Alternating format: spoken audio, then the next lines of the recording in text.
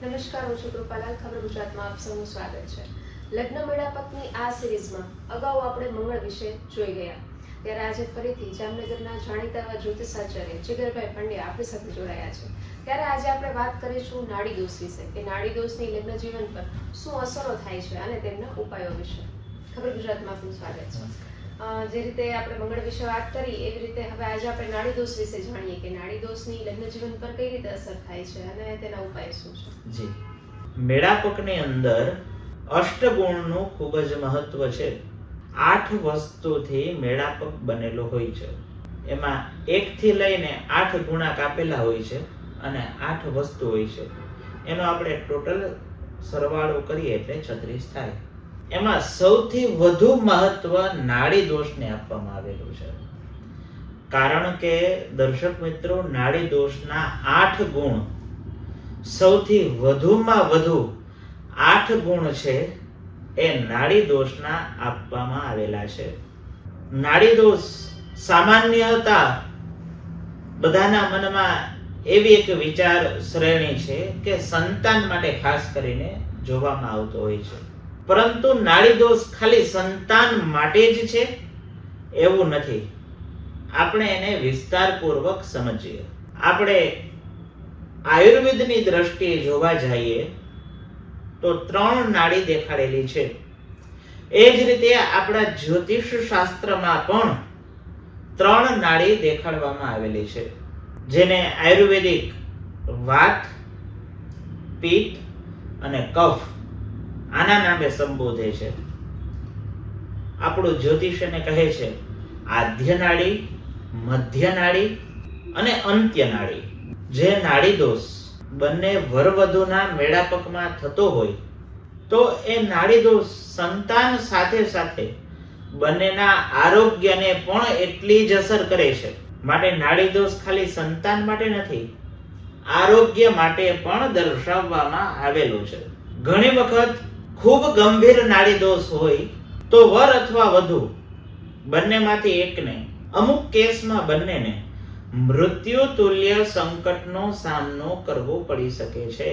આ જરા પણ ડરાવવાની કે ગભરાવાની વાત નથી, પરંતુ આપણા શાસ્ત્રની અંદર ઋષિ મુનિએ નાડી દોષને આટલું મહત્વ આપેલું છે. માટે નાડી દોષ બાબતે એક વિદ્વાન જ્યોતિષીની સલાહ લઈને જ આગળ વધવું જોઈએ. નાડી દોષના ઘણા બધા પરિહાર પણ દેખાડવામાં આવેલા છે. મેં આપને વાત કરી કે 3 પ્રકારની નાડી છે: આદ્ય, મધ્ય અને અંત્ય. જો વરની નાડી પણ આદ્ય હોય અને વધુની નાડી પણ આદ્ય હોય તો બંનેની એક નાડી થતા જે નાડી દોષના 8 ગુણ આપેલા છે એમાંથી 0 ગુણાક મળે. એટલે કે 0 ગુણાક મળવાને કારણે નાડી દોષ આવ્યો એવું કહેવાય. એ જ રીતે મધ્ય મધ્યમાં પણ 0 અને અંત્ય અંત્યમાં પણ 0. એટલે દર્શક મિત્રો, જ્યારે વર અને વધુ બંનેની નાડી એક જ સમાન થઈ જાય, એટલે કે બંનેની વાત વાત પ્રકૃતિ, બંનેની કફ કફ પ્રકૃતિ અને બંનેની પિત્ત પિત્ત પ્રકૃતિ જ્યોતિષ શાસ્ત્રની દ્રષ્ટિએ, ત્યારે નાડી દોષ લાગે છે. દર્શક મિત્રો, નાડી દોષ ની સાથે સાથે બંનેના જન્માક્ષર એટલે કે લગ્ન કુંડલી, નવમાંશ કુંડલી અને સપ્તમાંશ કુંડલી, આ 3નું અધ્યયન પણ જરૂરી પડે. ક્યારે? જ્યારે નાડી દોષ આવ્યો ત્યારે સૌથી પ્રથમ તો વર અને વધુ બંનેના જન્માક્ષરમાં સંતાન સ્થાનો પ્રબળ છે કે નહીં, બંનેના માર્કેશ સ્થાનો કેવા છે. આપણે બધા જાણીએ જ છીએ કે 2 અને 7મું આ બંને મારક સ્થાન કહેવામાં આવે છે. જો બંનેના જન્માક્ષરની અંદર મારક સ્થાનો વધુ પ્રબળ બનતા હોય અને મારક સ્થાનો ક્રૂર ગ્રહ સાથે સંકળાયેલા હોય ત્યારે મૃત્યુ તુલ્ય સંકટ આવવાનો ખૂબ જ વધુ પડતો સમય બની જાય છે. માટે આવી નાડીને શક્ય હોય ત્યાં સુધી મેળાપકમાં લેવી નહીં. એટલે કે વર અને વધુના હિત ઈચ્છી અને ના પાડવી જ યોગ્ય ગણાય. અત્યારના સમયની અંદર નાડી દોષના ઘણા બધા લૌકિક ઉપાયો તો આવી ગયા છે, અને ઘણા બધા આને આટલું મહત્વ પણ આપતા નથી, પરંતુ મહત્વ આપણું આપવું ખૂબ જ જરૂરી છે. અમે એવા દાખલા પણ જોયા છે કે 10-10 વર્ષ થઈ ગયા હોય પણ સંતાન ન થતું હોય. લગ્ન પછી બંનેની હેલ્થ છે ખૂબ જ ખરાબ રહેતી હોય. હવે દર્શક મિત્રો, મેં આપને નાડી દોષ વિશે તો જણાવી દીધું, પરંતુ નાડી દોષના પરિહાર વિશે પણ હવે આપને વાત જણાવીશ. જેમ નાડી દોષ દેખાડેલો છે એમ એનો પરિહાર પણ દેખાડવામાં આવેલો છે. દર્શક મિત્રો, જેમ આપણે ત્યાં 4 વર્ણ બતાવેલા છે, એ જ રીતે તમારા જન્માક્ષરમાં હોરોસ્કોપમાં પણ રાશિ અનુસાર વર્ણ બતાવવામાં આવેલા છે. આમાંથી 3 રાશિઓનું બ્રાહ્મણ વર્ણ થાય.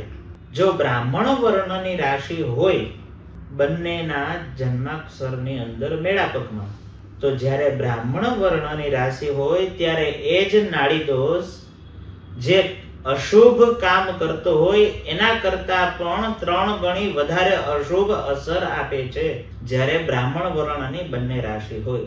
હવે આપણે પરિહાર વિશે વિસ્તારથી વાત કરીએ તો આપણા શાસ્ત્રમાં ઘણા બધા ગ્રંથોમાં નાડી દોષના પરિહાર દેખાડવામાં આવેલા છે. એમાં સૌથી પ્રથમ તો છે કે એક નક્ષત્ર જાતકા નાડી દોષન વિદ્યતે. જો વર અને કન્યાનું બંનેનું એક નક્ષત્ર હોય તો પણ નાડી દોષ નાશ પામે છે. આની અંદર પણ ઘણા બધા પેટા પ્રકારો છે. નક્ષત્રના ચરણ પણ જોવામાં આવે છે. બંનેને એક જ રાશિ હોય તો પણ નાડી દોષ નો પરિહાર ગણાય છે.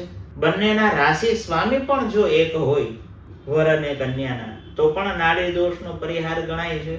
બીજા ઘણા બધા પેટા પ્રકારો દેખાડવામાં આવેલા છે જે જોઈને આપણે નાડી દોષનો પરિહાર જોઈ શકીએ. અત્યાર સુધીના મેં જેટલા મેળાપકના અનુભવ કર્યા છે એમાંથી 100 માંથી 60% જેટલી કુંડલીમાં નાડી દોષનો પરિહાર થઈ જ જતો હોય છે. એટલે કે યોગ્ય જ્યોતિષીની સલાહ નાડી દોષ વિશે લેવી ખૂબ જ જરૂરી છે. હવે દર્શક મિત્રો, તમને મુખ્ય વાત કરું કે જો નાડી દોષ છે અને લગ્ન પણ થઈ ગયા છે તો શું કરવું? તો દર્શક મિત્રો, ચિંતા કરવાની જરા પણ જરૂર નથી. જો આપણા ધર્મ અને શાસ્ત્રને અનુરૂપ તમે જીવન જીવવા માંગતા હો તો ઘણા બધા ઉપાયો તમને જણાવું જેથી તમે નાડી દોષના દોષમાંથી રાહત મેળવી શકો. હાલના સમયમાં ઘણા બધા મિત્રો એમ કહે છે કે અમારું કર્મ મહાન છે, અમે કોઈથી ખોટું નથી કરતા, તો અમારે આ બધું કરવાની શું જરૂર છે? પરંતુ દર્શક મિત્રો, કર્મ તો ઘણા બધા હોય છે. કર્મ તો પશુ પણ કરે છે, પરંતુ તમારા કર્મને ધર્મયુક્ત બનાવો. કર્મ ધર્મયુક્ત હોવો ખૂબ જ જરૂરી છે. તમારું કર્મ ધર્મયુક્ત નથી તો એ કર્મનો મતલબ નથી ને કાંઈ. માટે દર્શક મિત્રો, જેને નાડી દોષ છે એમને સૌથી પ્રથમ તો મૃત્યુતુલ્ય સંકટનો સામનો ન કરવો પડે એટલા માટે શિવ ઉપાસના કરવી ખૂબ જ જરૂરી છે. દર્શક મિત્રો, નાડી દોષમાં ઘણી વખત સંતાનો પણ રોગગ્રસ્ત જન્મ થાય છે. ઘણી વખત નાડી દોષની અંદર સંતાનોમાં થોડી ખોટખાપણ પણ જોવા મળે છે.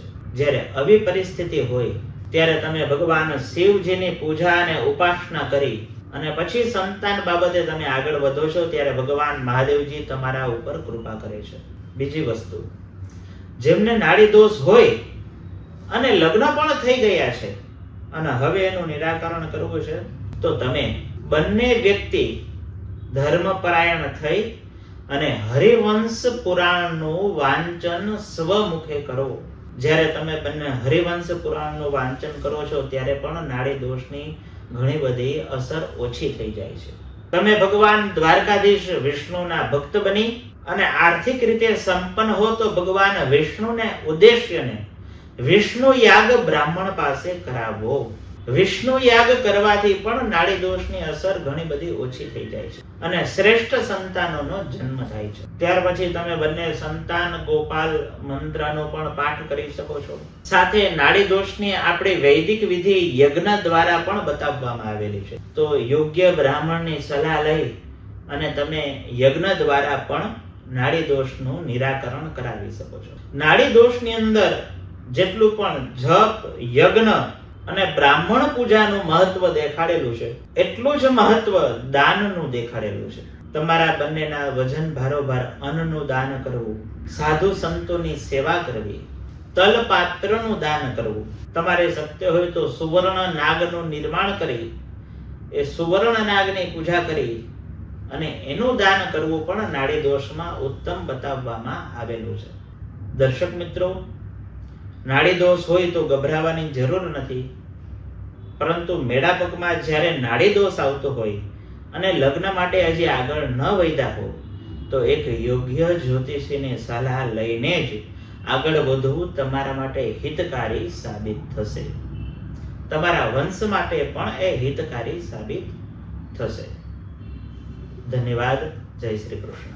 તો અમારા દર્શકોને નાડી દોષ એટલે શું, તેની લગ્ન જીવન પર કઈ કઈ પ્રકારની અસરો થાય છે અને સાથે સાથે ઉપાયો પણ ઘણા બધા બતાવ્યા. જો તે મુજબના ઉપાયો કરવામાં આવે તો નાડી દોષનું નિવારણ શક્ય બને છે. તો દર્શકોને માહિતી આપી એ બદલ આપનો ખૂબ ખૂબ આભાર.